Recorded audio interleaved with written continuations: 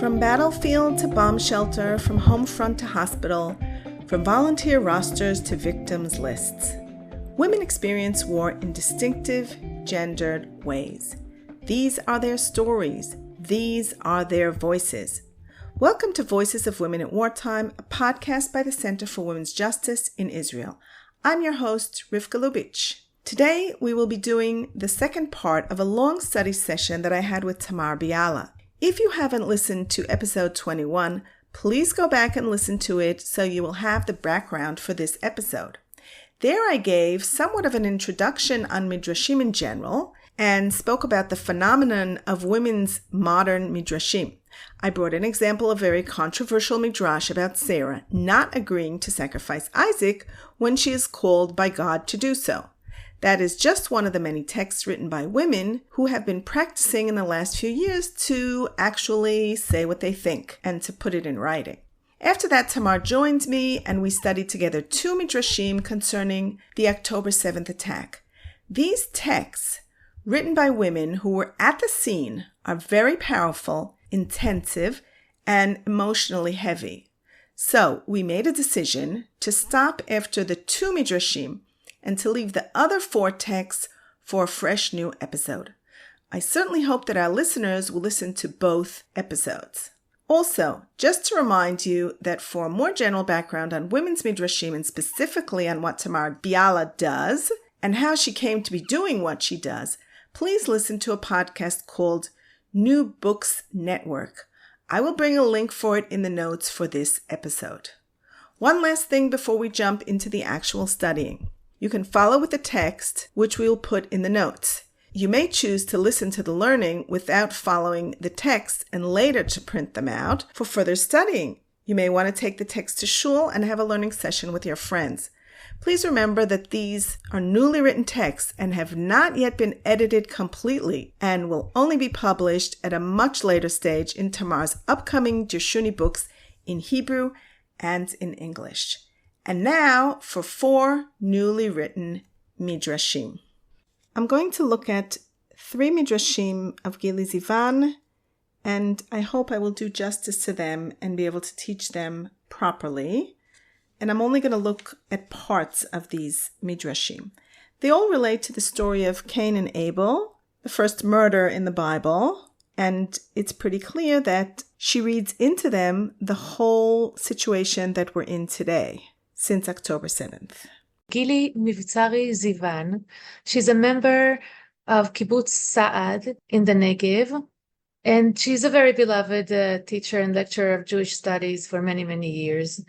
Kibbutz Sa'ad is a religious kibbutz, so it was closed. The gate was closed on that Shabbos, on Simchat Torah, and they received phone calls right in the beginning from the other kibbutzim around them, warning them that the terrorists are on the way. So they had a little bit more time to defend themselves.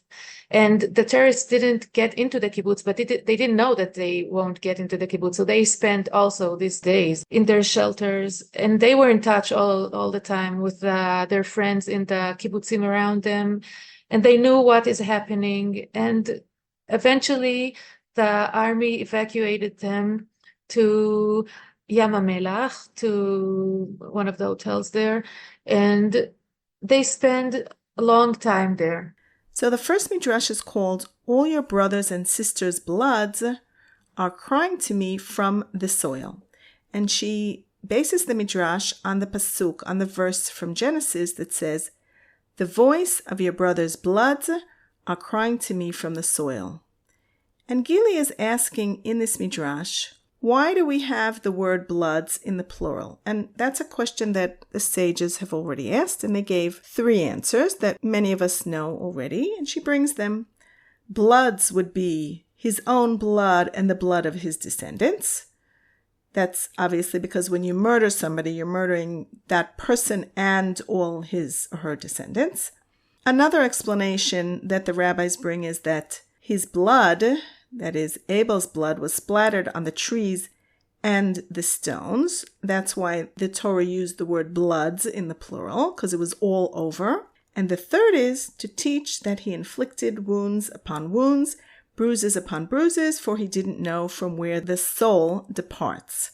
So all of those three answers are answers that Chazal already brought, and they can relate also to what happened today, that people were killed and all their descendants also, and the blood was all over, and people were tortured as if they don't know where the soul departs from the body.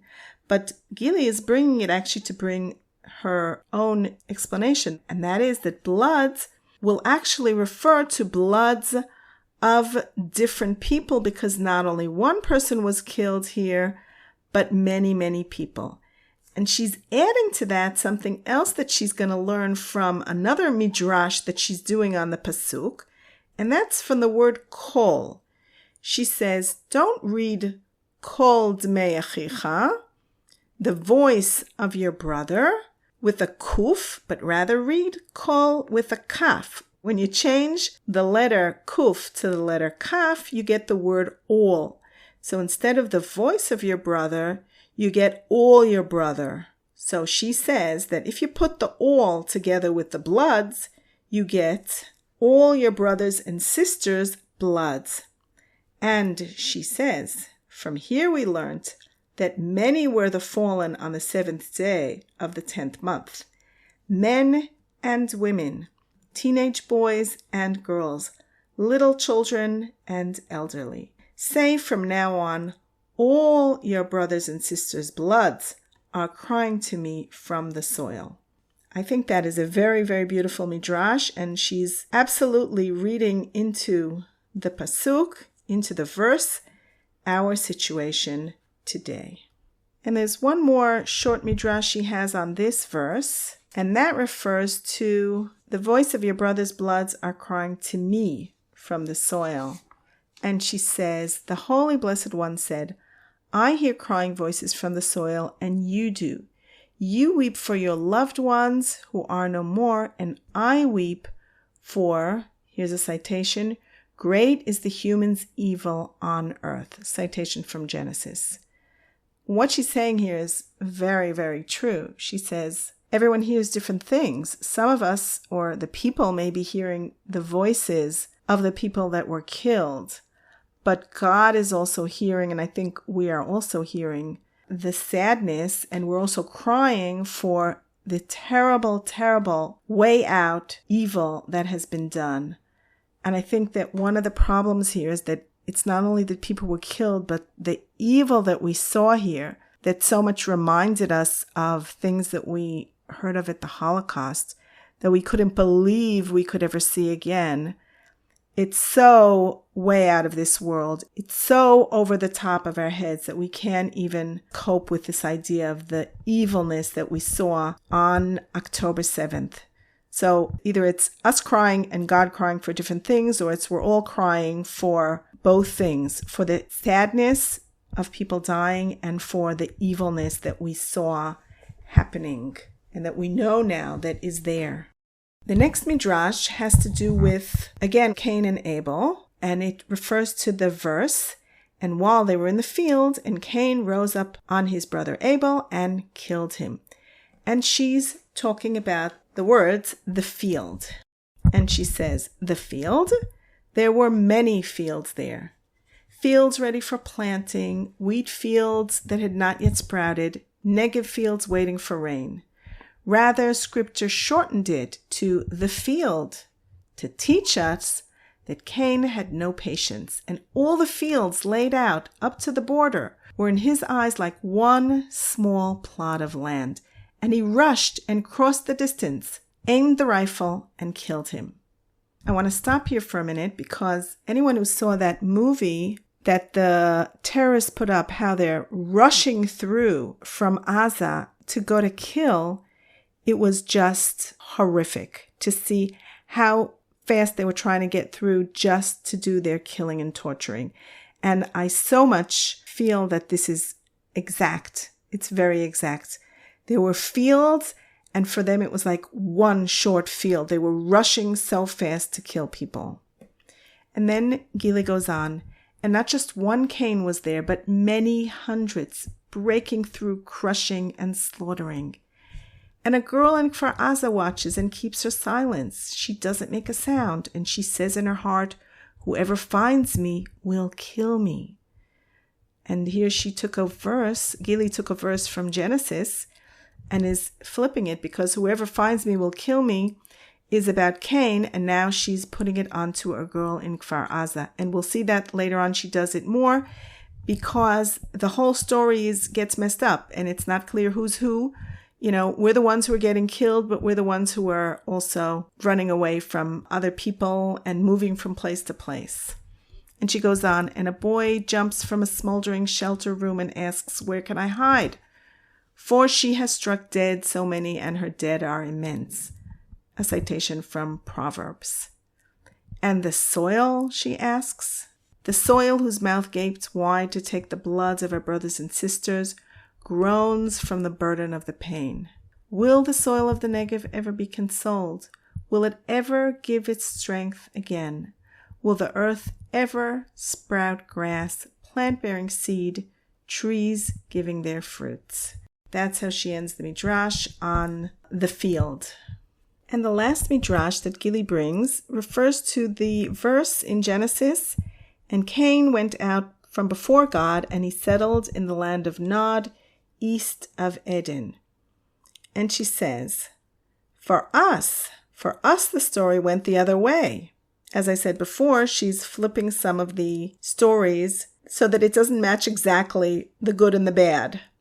Okay, so we get to be murdered, and we get also to wander. As it is written, she says, for a generation of reversals they are. That's a verse in Deuteronomy. Kidor ta'apuchot hema. For a generation of reversals they are. This time, says Gili, it's not Cain who is doing the wandering, but the survivors who were saved from the fire and sword. I think that it's not the first time that the people who are getting murdered are the people that are doing the wandering also. Yes, we know about that from the past also. In the land of Nod, the land to where all refugees wander, wandering from here to there all the days. Gili is referring to the problem today of people wandering from place to place. We know that hundreds of thousands of people have had to leave their houses and wander to hotels, to other places to live for the next few years until they rebuild their homes in the area of the Negev. People in the north who have been wandering around and don't know if they'll ever be able to go back to their house. Maybe they don't want to go back to their home because it's all being bombed and nobody knows what's next. All these people that are wandering, it's a terrible curse to have to wander around. And again, in the story of Cain and Abel, the one who murdered, it gets to be cursed to wander around. With us, it's those who got murdered, their brothers and sisters end up also wandering around. And the last thing she has here about the land of Nod, she gives a little bit midrash, as one is nad berosho. You nod with your head. And she says that the veteran women of Be'eri nod their heads and say, for today you have chased us from the face of the soil. That's so true. I'm going to say that in Hebrew. Hen gerashtem otanu hayom me'al pnei ha'adama. They have been sent away from the wonderful soil that they loved so much, and they've gone off to wander. They don't know when they're going back, and they are nad berosham. They nod with their heads of all that is happening. The next midrash was written by Oshrat Shoham. Oshrat is a prosecutor in Jerusalem's attorney office who's in charge of sex crime in children for many years. She wrote several midrashim on incest for Dirshuni in the past, and now she wrote a very powerful midrash named Redeeming Captive Women. So people in captivity is an awful, painful issue in Israel. Now, she is dealing with a Mishnah in Horayot tractate that sets the order of precedent in life-saving. This Mishnah is so difficult for women to read or feminist men to read. So take a breath, because I want to read you the Mishnah and tell you what Oshrat did with this Mishnah. So the Mishnah says, the man precedes the woman to rescue and to return a lost item. And the woman precedes the man in providing clothing and to get her out of captivity. At times, when both stand to be ruined, the man precedes the woman. So I'll explain it. In case you can save only one person's life. For instance, you have only one rope and two people are drowning. So who will you throw the rope to? There is a man and a woman. So the Mishnah rules that the gender is a parameter here, and men should be saved and rescued. Their lives should be rescued before women. Then, if there is a matter of the need to provide clothing or to get out of captivity, so women has priority. But if the captivity has to do with sexual torment, then the men are prior. So the men are prior when it has to do with life-saving and to save them from sexual suffering. And this is very, very problematic Mishnah for all of us, I believe. And what do you do with it? So I won't go over all her Midrash. We will attach all the Midrashim in English and in Hebrew in the end to this podcast, and you'll be able to read the whole procedure, what she's doing. She's doing very interesting things. She brings another piece from the Talmud that describes how awful being in captivity is, especially sexually. And she asks, how can it be? How can it be that women shouldn't be rescued, at least just as men, if not even before? And she reminds different biblical stories that show that God is not using gender as a parameter when he saves people. A story after a story. Maybe you remember one of the stories is the Lot story. The three messengers came to Lot to tell him in Sodom and Gomorrah that they're going to turn the city, to burn the city. And when he hosted them, all the men of the city surrounded the house, asked Lot to bring them the men to sleep with them or to rape them. And Lot refused. He said, take my daughters instead. Because, as Oshrat is explaining, he follows the interpretation to the Mishnah. There are several interpretations, traditional explanations, commentaries on the Mishnah. Why do men should be saved when it has to do with sexual abuse before women? So the commentaries say, because women are more used to this than men. So she, of course, is asking, is that so? Is a woman more used to than a man when it comes to the pain of intercourse without consent? And she shows how God takes them all out of there, to rescue the girls, and she shows it in other stories. And in the end of the Midrash, she concludes, and I will read her words. And God gave neither man nor woman precedence over the other, but rather saved them all from their hands, as is written, and you will hear the heavens, the place where you abide, their prayers and their pleas, and give them mercy before their captors, that they will have mercy on them. This is from Kings 1, chapter 8. And so we too, in times of war and captivity and destruction, are commanded to work at redeeming captives, women and men, all the more. For, and she quotes from the Talmud, captivity is the harshest of them all.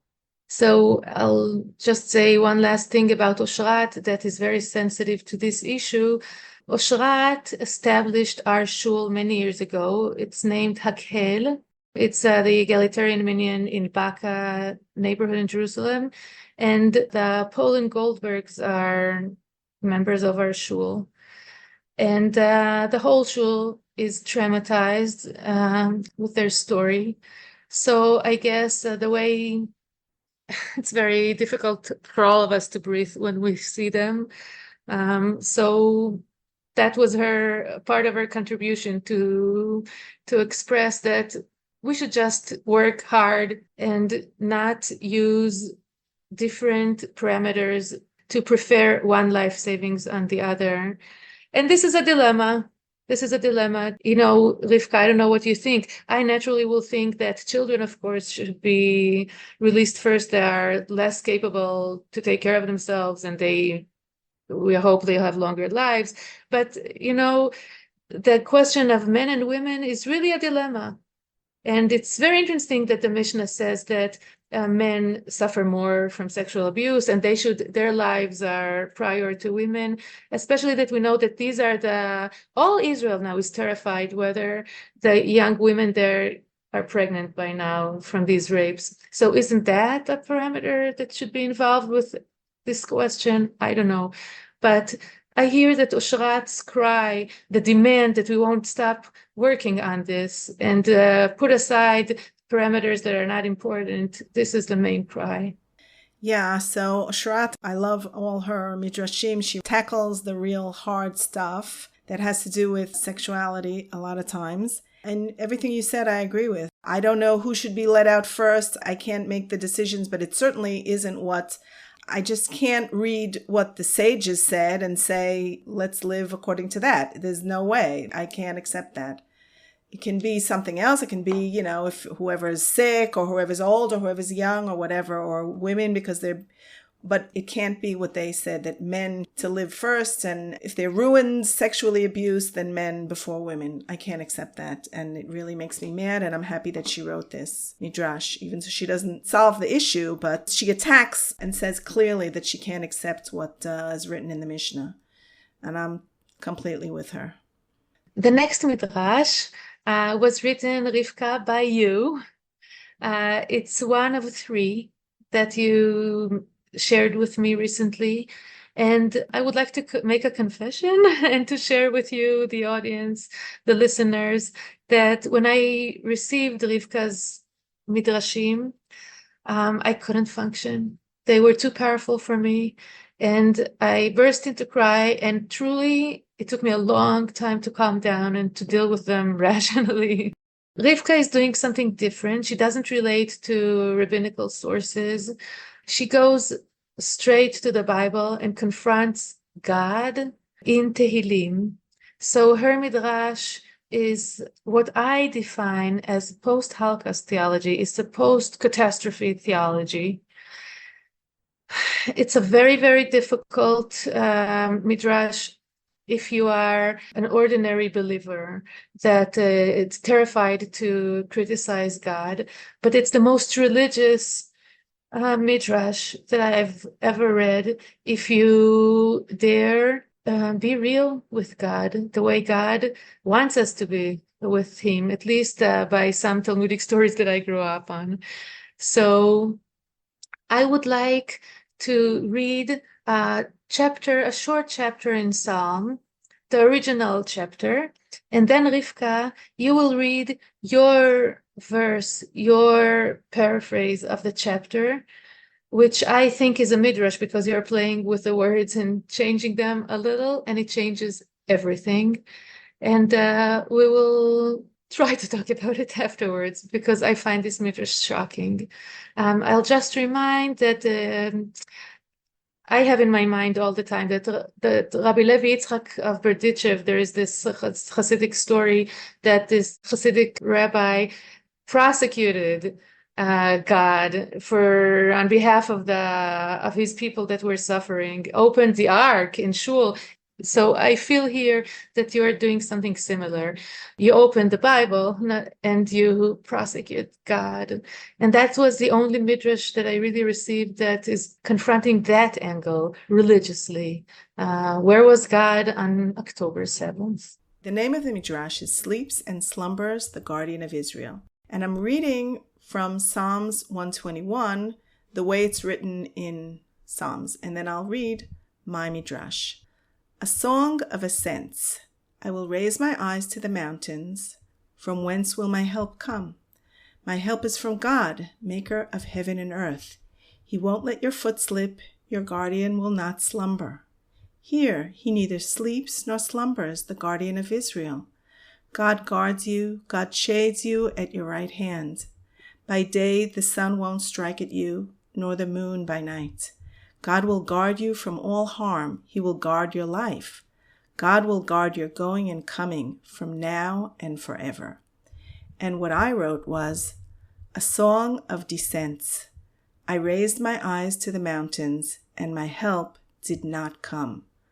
I have no help from God, maker of heaven and earth. He let my foot slip. He let my guardian slumber. Here he slept and slumbered, the guardian of Israel. God did not guard me. He did not shade me at my right hand. By day the sun struck at me, and the moon by night. God did not guard me from all harm. He did not guard my life. How will God guard my going and coming from now and forever? Oy. So I want to say that every week when I go to shul and we read Psalms the way it's written, it's as if I can't read it and these other words are coming at me. I kind of like change the words, otherwise I can't say it. I mean, I say it, but I look at the words and the words are changing in my mind, and I finally decided to write it down. So that's what came out of it.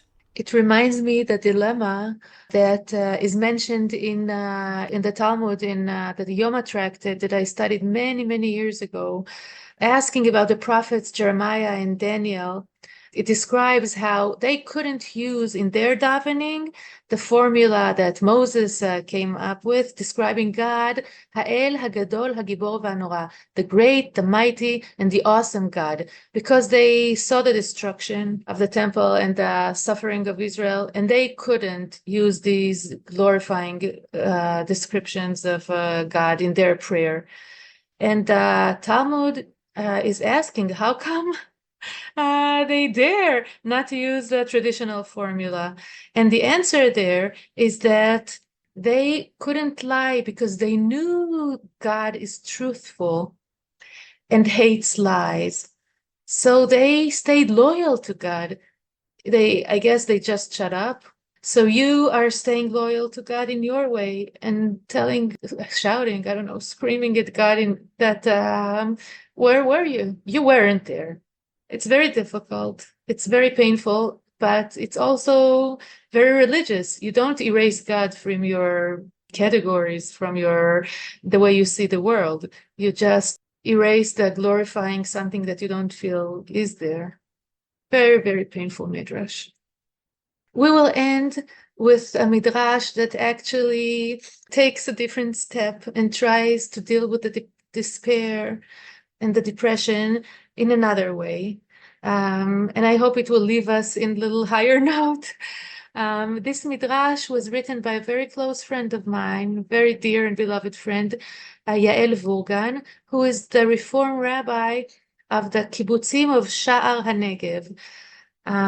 The day of October 7th, when we were in our shelter and listening to the radio and hearing this, unclear, awful news, so I heard the names of the kibbutzim that I know from her. I know the names of these places from her stories over the years, how slowly she started making tefillot there. These kibbutzim, the secular kibbutzim there, were very anti-religious for many, many years. And she brought Hebrew Israeli poetry for the tefillot. She made the tefillot less traditional, but slowly they agreed to do tefillot in the high holidays too, and bar mitzvot and bat mitzvot. And she even, a few weeks before October 7, did a bar mitzvah to the 80-year-olds, men and women. They learned how to lane. They made themselves talitot. So that day of October 7, we heard the names of the kibbutzim. I called her on Motzei Shabbat, Motzei Chag, and she shared with me that all day long, her congregants are calling again and again from these kibbutzim, from the moshavim there, help us, call for help. And she couldn't do anything, and it killed her. And then on October 8th, the same story, because many people were still hiding. And the experience was crushing. Many of her congregants, they died, and some are kidnapped. And she started moving from the different places in Israel where they were evacuated to try and still run tefillot and still be a chaplain to her beloved congregants. Later, she was asked to do funerals of bodies that were found, and some of the bodies were glued to other bodies in the fires. So she had to run very awful funerals. And she sent me this piece, this midrash, that surprised me. It deals with the verse or the expression that appears in a verse. The expression is le'om mile'om, one people to another. This is the name of her midrash.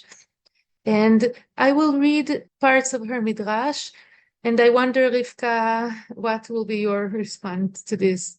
So it begins in a traditional midrashic way that we can find a similar beginning in other traditional midrashim.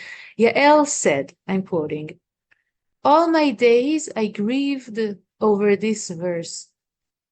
And God said to her, it's to Rebecca, 2 nations are in your belly, and 2 peoples will go their separate ways from your bowels. And 1 people, another will overpower, and the elder will serve the younger. And she explains why she grieves over this verse. She's saying, and I asked, how did Rebecca hear this harsh prophecy while Isaiah heard, no nation will take up a sword against another?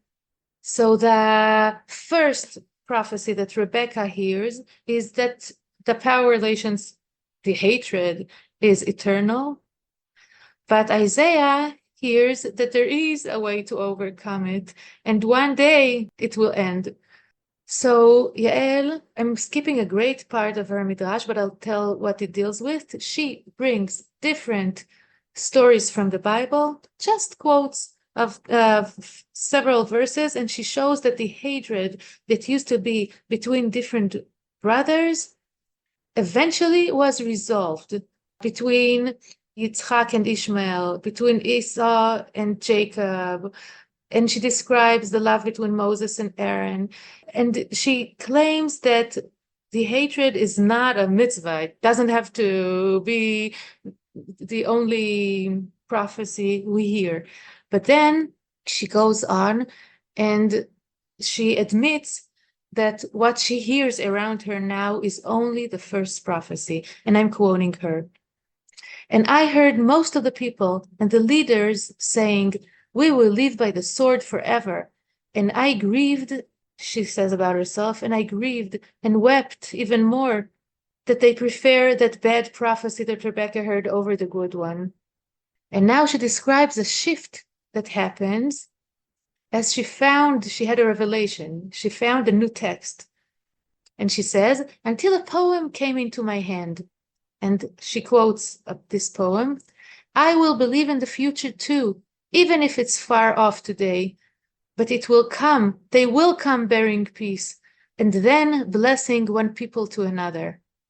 Soon she will explain us where did she find this poem, but the poem uses the same expression that Rebecca heard, le'om mile'om, one people to another, but turns its meaning. Now she will explain. She's explaining that she heard this prophecy in a poem by Chernichovsky. Chernichovsky takes this expression from Rebecca and is sharing his experience that he knows, he believes that these 2 nations will be a blessing to one another, not a curse to one another. And she ends the Midrash, Yael, in words that I find prophetic. She shares with us her response to his words. She says, and I too chose to believe in it. with all my heart and all my might. And I would go about in the city and call out and shout, the two nations can live on this land in peace, share its blessing, and be a blessing to one another. Yael it's like a leap of faith. She sees and hears the worst stories when she sits with her congregants, trying to comfort them. But for many, many years and still on, she's a peace activist, like a great deal of her congregants. And she doesn't want to give up on the belief. And she sounds like a real prophet. She doesn't mind what people will say. She doesn't mind that everyone else feels and believes in a different future. She is going to shout. She promises us again and again that eventually we can be here together in peace. Wow. That's amazing, quite amazing. And it leaves us with some hope, I guess. We're going to have to wrap up, but before we leave, is there anything else you want to add, Tamar, to what we've been saying? Yes, I would like to add that compassion is compassion is compassion. And there's a great deal of pain in all the region. And there is a great deal of suffering that can be stopped.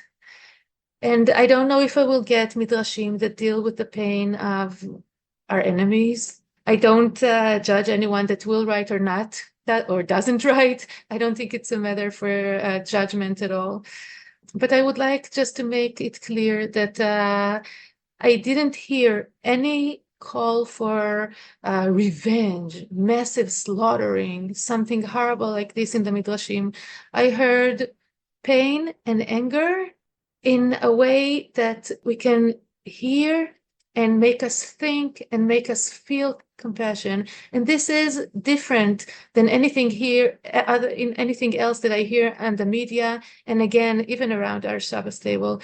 I really admire these women that were capable to express themselves in a way that can be heard and learned, and that we can learn from their calls how to behave and how to deal with catastrophe.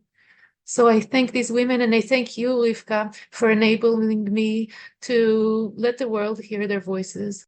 Thank you. And I just want to add that it's so important for me to be able to express all these feelings, because I know we're all under physical pressure and mental and emotional pressure, but we also have issues that are religious. And what we're doing here in this study is looking at things through the eyes of religious scriptures, and it gives it a different feeling, and it helps us cope on some of the level that I don't get in the norm.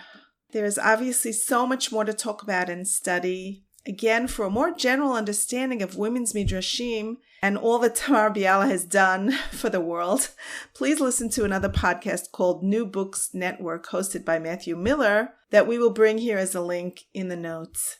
I'm hoping that this episode and all these Midrashim can help women and men cope with their new reality through religious eyes. Thank you so much, Tamar, for being here today and for everything you do for all of us and for Judaism. I also want to thank our listeners for tuning in today. By listening to this podcast and giving women's voices your attention, you give them power. If you, like us, agree that women's perspectives are essential to the Israeli narrative, subscribe to the Voices of Women at Wartime wherever you get your podcasts. Give us a rating and encourage your friends to listen and subscribe too. If you have thoughts, questions, or comments, we'd love to hear from you. You can reach out to us on social media on the Center for Women's Justice page on Facebook, Twitter, Instagram, or LinkedIn. In addition, we appreciate any amount via our donation button that will help support our work. Thank you, Rabbi Scott Kahn, for the recording and editing. I'm Rivka Lubitch from the Center for Women's Justice. Bye for now, be well, and stay safe.